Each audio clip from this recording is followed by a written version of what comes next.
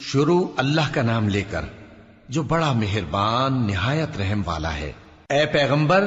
اللہ سے ڈرتے رہنا اور کافروں اور منافقوں کا کہا نہ ماننا، بے شک اللہ جاننے والا ہے، حکمت والا ہے۔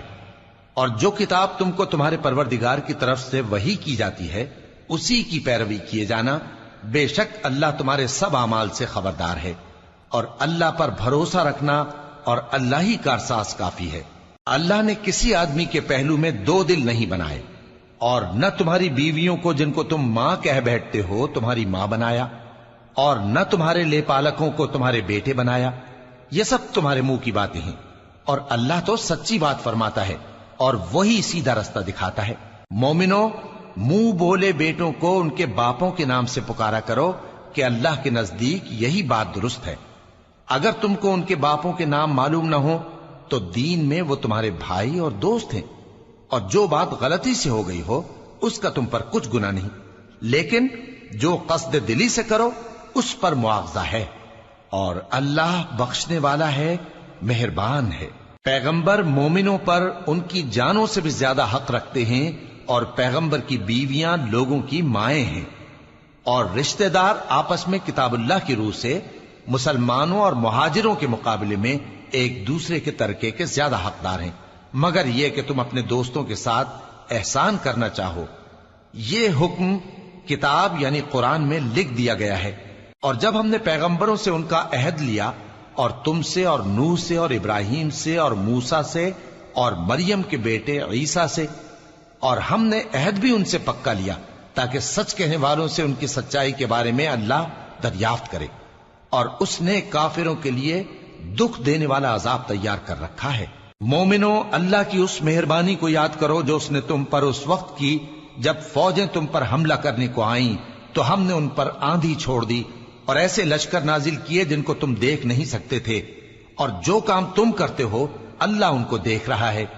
جب وہ لوگ تمہارے اوپر اور نیچے کی طرف سے تم پر چڑھ آئے، اور جب تمہاری آنکھیں پھر گئیں اور دل مارے دہشت کے گلوں تک پہنچ گئے، اور تم اللہ کی نسبت طرح طرح کے گمان کرنے لگے، اس موقع پر مومن آزمائے گئے اور سختی سے ہلا ہلا دیے گئے۔ اور جب منافق اور وہ لوگ جن کے دلوں میں بیماری تھی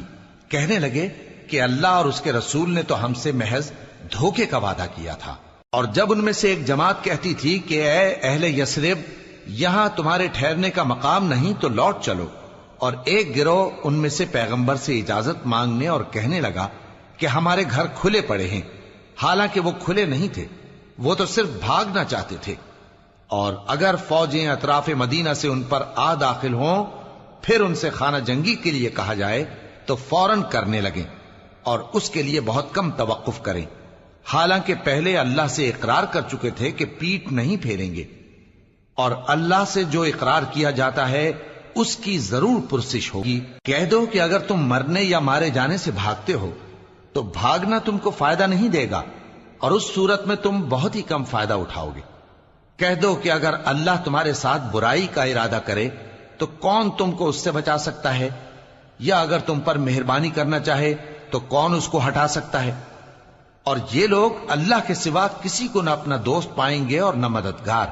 اللہ تم میں سے ان لوگوں کو بھی جانتا ہے جو لوگوں کو منع کرتے ہیں اور اپنے بھائیوں سے کہتے ہیں کہ ہمارے پاس چلے آؤ، اور وہ لڑائی میں نہیں آتے مگر کم،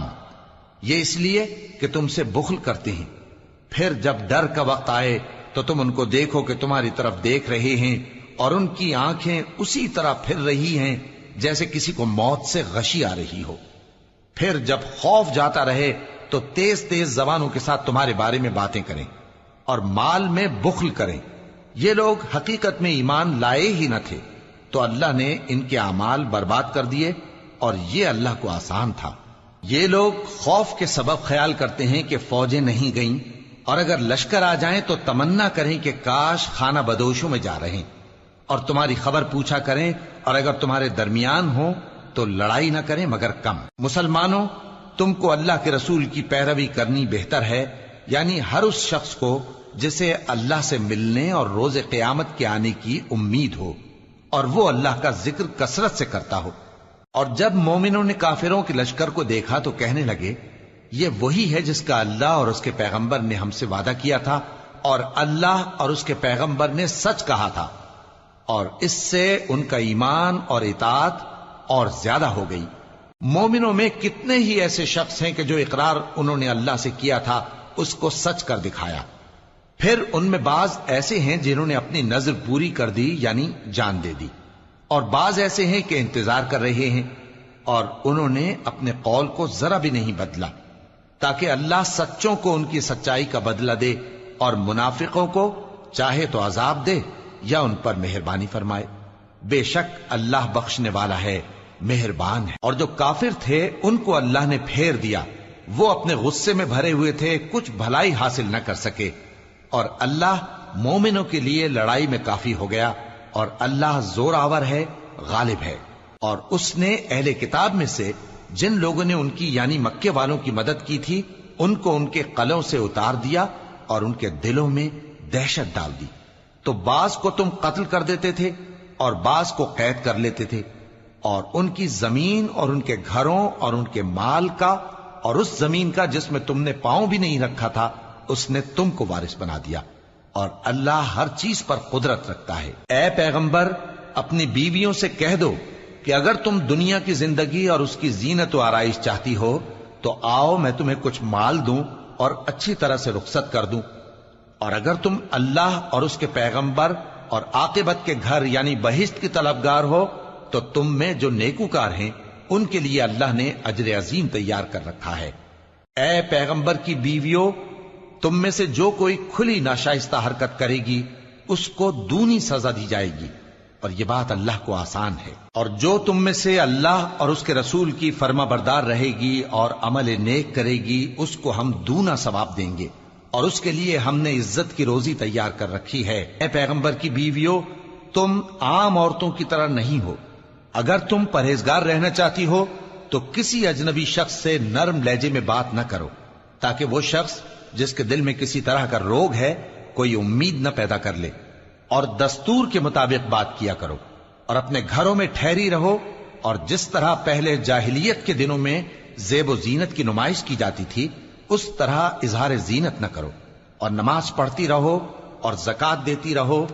اور اللہ اور اس کے رسول کی فرما برداری کرتی رہو۔ اے پیغمبر کی گھر والیوں، اللہ چاہتا ہے کہ تم سے ہر طرح کی ناپاکی دور کر دے اور تمہیں بالکل پاک صاف کر دے،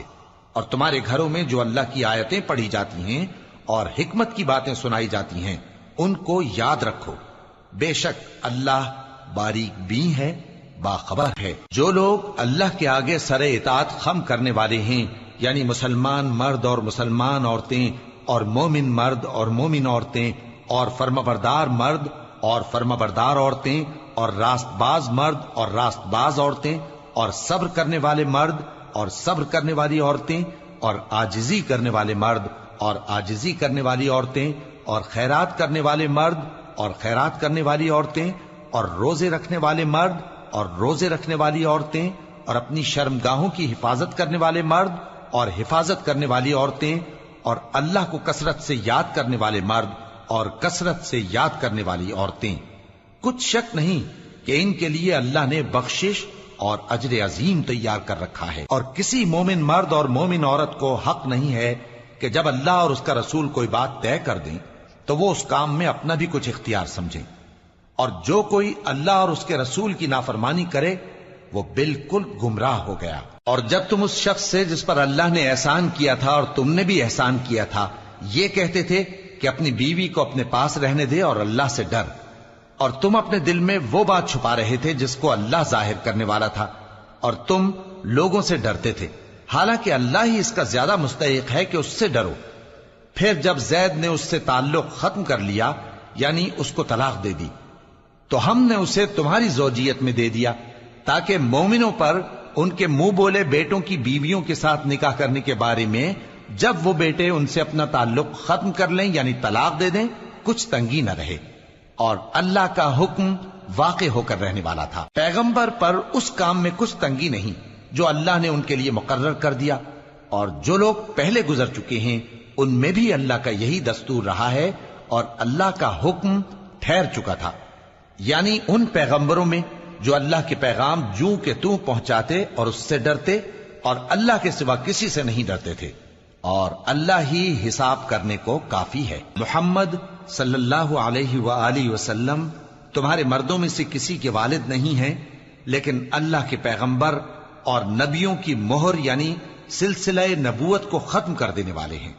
اور اللہ ہر چیز سے واقف ہے۔ اے اہل ایمان، اللہ کا بہت بہت ذکر کیا کرو